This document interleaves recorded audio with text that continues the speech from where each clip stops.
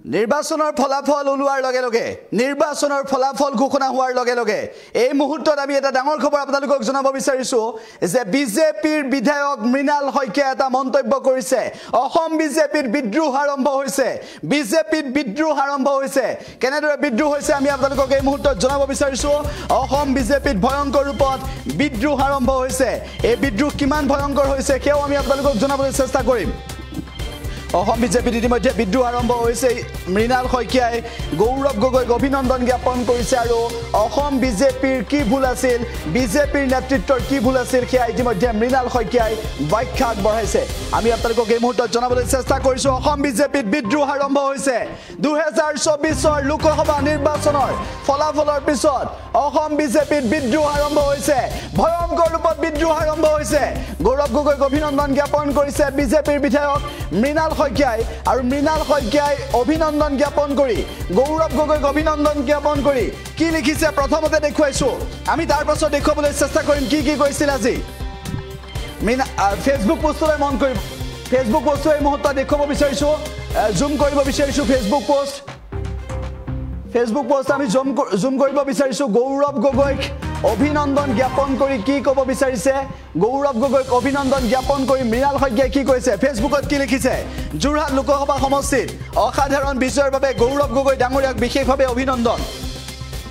এই ফলাফল কেইবাটাও দিশত বিশেষভাৱে গুৰুত্বপূৰ্ণ আৰু ইয়াৰ প্ৰমাণ কৰে যে ধন ডাঙৰ প্ৰচাৰ অভিযান অতিমাত্ৰাত নেতৃত্ব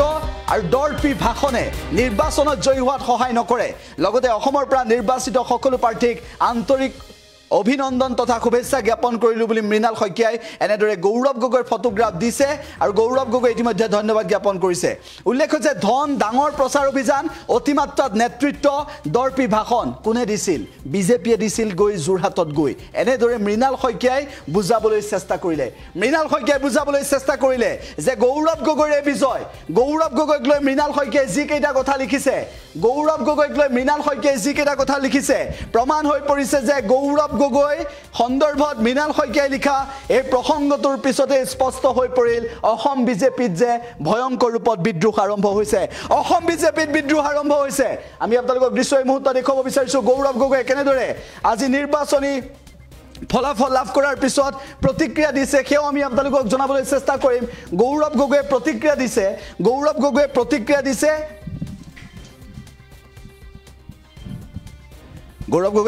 দিছে এই সন্দৰ্ভত সেও আমি কিছু সময়ৰ পিছত জনাম কিন্তু এই মুহূৰ্তত আমি আপোনালোকক জনাইছো যে গৌৰৱ গগৈক লৈ মৃণাল শইকীয়াই যিটো ফেসবুক পোষ্ট কৰিলে তাৰ পিছতে অসম বিজেপিত যে ভয়ংকৰ ৰূপত বিদ্ৰোহ আৰম্ভ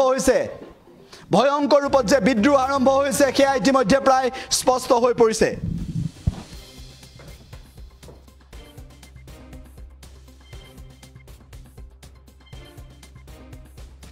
আমি আপোনালোকক এই মুহূৰ্তত জনাবলৈ চেষ্টা কৰিছো যে গৌৰৱ গগৈক লৈ মৃণাল শইকীয়াই যি ফেসবুক পোষ্ট কৰিলে তাৰ পিছতে ইতিমধ্যে কপনি উঠিছে অসম বিজেপিৰ বিদ্ৰোহ আৰম্ভ হৈছে এক প্ৰকাৰ মৃণাল শইকীয়াক কেন্দ্ৰ কৰি বিদ্ৰোহ আৰম্ভ হৈছে মৃণাল শইকীয়াই এবাৰ বিদ্ৰোহৰ উকমুকনি ঘটালে আৰু মন্তব্য কৰিলে যে নিৰ্বাচনৰ সময়ত ভাৰতবৰ্ষৰ নিৰ্বাচনত এই নিৰ্বাচনৰ ফলাফলত ধন ডাঙৰ প্ৰচাৰ অভিযান অতিমাত্ৰাত নেতৃত্ব আৰু দৰ্পী ভাষণ যে নিৰ্বাচনত জয়ী হোৱাত সহায় নকৰে সেয়া মৃণাল শইকীয়াই গৌৰৱ গগৈ সন্দৰ্ভত মন্তব্য কৰি ক'লে গৌৰৱ গগৈক অভিনন্দন জ্ঞাপন কৰিছে গৌৰৱ গগৈক অসাধাৰণ বিজয়ৰ বাবে অভিনন্দন জনাইছে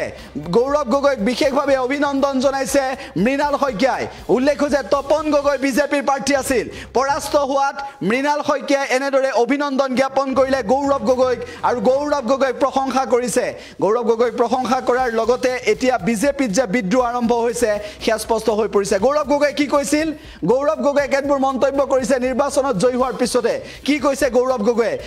গগৈৰ প্ৰথমটো প্ৰতিক্ৰিয়া দা নিউজ প্লাছত জনাব বিচাৰিছো পিতৃলৈ সেৱা জনাই গৌৰৱ গগৈ কি মন্তব্য কৰিছে সেই মন্তব্য শুনাব বিচাৰিছো বা যোৰহাট লোকসভা সমষ্টিৰ কথাই কওক আটাইতকৈ যদি গুৰুত্বপূৰ্ণ বিষয় বা আটাইতকৈ গুৰুত্বপূৰ্ণ বিষয় যি মানুহৰ মনটো প্ৰভাৱিত কৰিছে এই নিৰ্বাচনত সেয়া হৈছে প্ৰয়াত তৰুণ গগৈদেৱৰ ৰাইজৰ প্ৰতি তেখেতৰ মৰম আৰু শ্ৰদ্ধা আৰু ৰাইজৰ তেখেতৰ প্ৰতি যে মৰমৰ শ্ৰদ্ধা আছে মই ভাবোঁ আজি এই ঐতিহাসিক জিতৰ কাৰণে বিজয়ৰ কাৰণে যদি আটাইতকৈ গুৰুত্বপূৰ্ণ যদি এটা ফেক্টৰ আছে এয়া হৈছে অসমৰ ৰাইজৰ মাজত প্ৰায়তঃ তৰুণ গগৈদেৱৰ প্ৰতি সেই হৃদয়ৰ ভিতৰত এই শ্ৰদ্ধা। এই শ্ৰদ্ধা আজি তাৰিখত আমি লাভ কৰিবলৈ সক্ষম হ'লোঁ। এই মৰম এই আশীৰ্বাদ আজি তাৰিখত আমি লাভ কৰিবলৈ সক্ষম হ'লোঁ। তাৰ বাবে মই প্ৰথমে নিজৰ পিতৃ প্ৰায়তঃ তৰুণ গগৈদেৱক মই স্মৰণ কৰিছোঁ। তেখেতে যিদৰে মোক শিকাই গ'ল যে ৰাইজৰ মাজত কেনেদৰে থাকিব লাগে, তেখেতে যিদৰে মোক শিকাই গ'ল যে কংগ্ৰেছ দলৰ আদৰ্শ কি, তেখেতে যিদৰে শিকাই গ'ল যে ৰাজনীতিত ভাল সময় বেয়া সময় আহিয়ে থাকে, কিন্তু আমি নিজৰ কামখিনি কৰি থাকিব লাগে।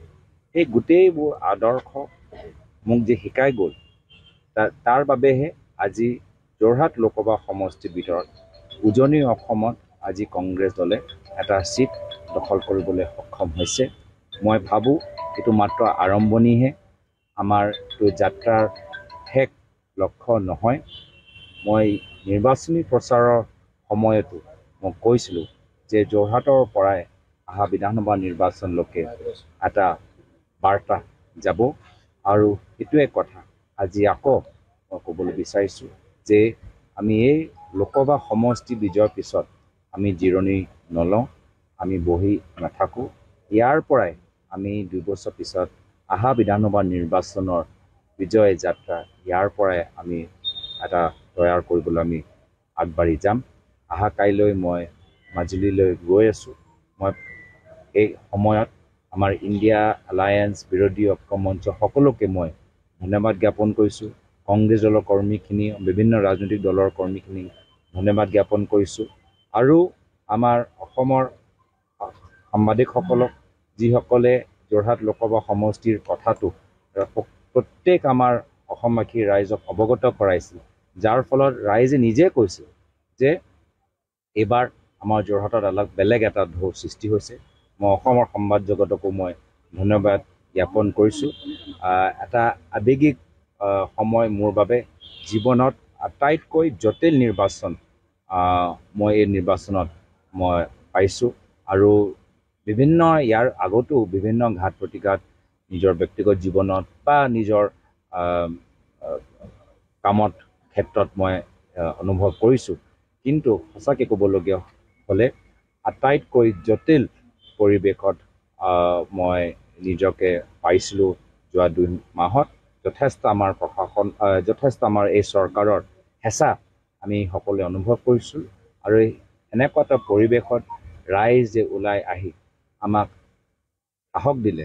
আমাক শক্তি দিলে, আমাক মৰম দিলে, আমাক আশীৰ্বাদ প্ৰদান কৰিলে, ৰাইজৰ আশীৰ্বাদৰ কাৰণেহে আজি জয়লাভ কৰা গৈছে। মই ইয়াৰ আগতেও কৈছোঁ যে জয় আমাৰ ব্যক্তিগত জয় নহয়, এই জয় এটা বিশেষ দলৰ জয় নহয়, এই জয়টো যোৰহাটৰ জয়, আৰু যোৰহাটৰ ৰাইজক মই ধন্যবাদ। মই এই মুহূৰ্তত মাত্ৰ ৰাইজৰ প্ৰতিহে কৃতজ্ঞতা অনুভৱ কৰিছোঁ, যিহেতু ৰাইজে, যোৰহাটৰ ৰাইজ মোৰ অভিভাৱক নহ'লেহেঁতেন, তো হ'ব পাৰে আপোনালোকৰ কোৱাৰ দৰে এই বিজেপি দলৰ হেঁচাত হ'ব পাৰে আমি পিছুৱাই গ'লোহেঁতেন, কিন্তু ৰাইজে মোৰ অভিভাৱকৰ, যোৰহাটৰ ৰাইজ মোৰ অভিভাৱক হ'ল, যাৰ ফলত তেখেতৰ মৰম মোৰ বাবে সুৰক্ষা কৱচ, আৰু যাৰ ফলত মই নিজৰ কামখিনি, দলৰ কামখিনি আমি সকলোৱে মিলি জুলি কৰিব পাৰিলোঁ। আৰু ক'ৰবাত যদি আমাৰ সাংগঠনিক দুৰ্বলতা আছিলে, যিহেতু কিছুমান আমাৰ যোৰহাটৰ মানুহবোৰ, সোণাৰী মানুহবোৰ অলপ আমাৰ দলৰ পৰা ত্যাগ আঁতৰি বিজেপি দলক যোগদান কৰিলে, তেখেতৰ অভাৱ এদিনো আমি অনুভৱ নকৰিলোঁ, যিহেতু তেখেতৰ অনুপস্থিতিত বহুত আমাৰ অৰাজনৈতিকভাৱে মানুহবোৰ আমাৰ দলটোক সহায় কৰিলে, আৰু তেখেতৰ অনুপস্থিতি এদিনো আমি অনুভৱ কৰিব নোৱাৰিলোঁ। যোৰহাটৰ ৰাইজ, বিশেষকৈ নৱপ্ৰজন্ম, মহিলাসকল, জ্যেষ্ঠসকল যিদৰে ওলাই আহি আমাক সহায় আগবঢ়ালে, আৰু সেইকাৰণে এই সময়ত মই ৰাইজৰ প্ৰতি